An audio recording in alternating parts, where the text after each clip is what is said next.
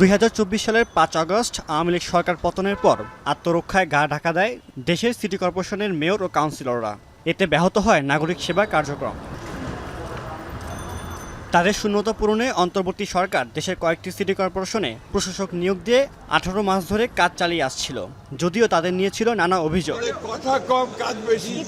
BNP সরকার শপথ নেওয়ার পরই স্থানীয় সরকার মন্ত্রী মির্জা ফখরুল ইসলাম আলমগীর জানান দ্রুত এই সিটি কর্পোরেশনগুলোতে প্রশাসক নিয়োগের কথা। সেই ধারাবাহিকতায় আজ ঢাকা 2 সিটি সহ দেশের 6টি সিটি কর্পোরেশনে প্রশাসক নিয়োগ দিয়ে প্রজ্ঞাপন জারি করে স্থানীয় সরকার মন্ত্রণালয়। শিগগিরই সিটি কর্পোরেশনগুলোতে নির্বাচন দেওয়া হবে বলে জানান স্থানীয় সরকার মন্ত্রী। স্থানীয় সরকার নির্বাচনের বিশেষত নিয়মকানুন আছে তো সরকারি এবং যে প্রথাগুলো আছে সেগুলো কতগুলো মেয়াদ আছে, কতগুলো মেয়াদ শেষ হয়ে গেছে, সবগুলোকে এক জায়গায় নিয়ে এসে আমরা সরকারের তরফ থেকে একটা সঠিক সময়ে এই নির্বাচনগুলো দেওয়ার ব্যবস্থা আমরা করবো। তবে নিঃসন্দেহে এই নির্বাচনকে প্রাধান্য দেওয়া হবে। ভালো মানের রডের থেকেও 12% অধিক শক্তিশালী। আকিজ ইস্পাত, committed two quality.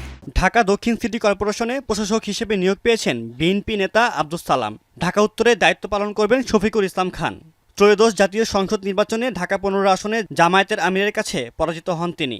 Khulna city কর্পোরেশনের বিএনপি নেতা নজরুল ইসলাম মঞ্জু, সিলেট সিটি কর্পোরেশনে আব্দুল কাইয়ুম চৌধুরী, নারায়ণগঞ্জে মোহাম্মদ সাখাওয়াত হোসেন খান এবং গাজীপুর সিটি কর্পোরেশনে নিয়োগ পেয়েছেন মোহাম্মদ শওকত হোসেন সরকার।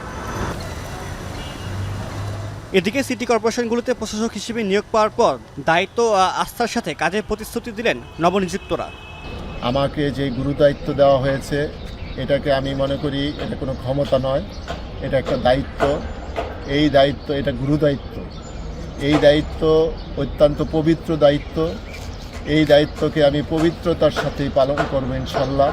নির্বাচন না হওয়া পর্যন্ত পূর্ণকালীন দায়িত্ব পালন করবেন নবনিযুক্ত প্রশাসকরা। সাদ ইসলাম শামস, এখন।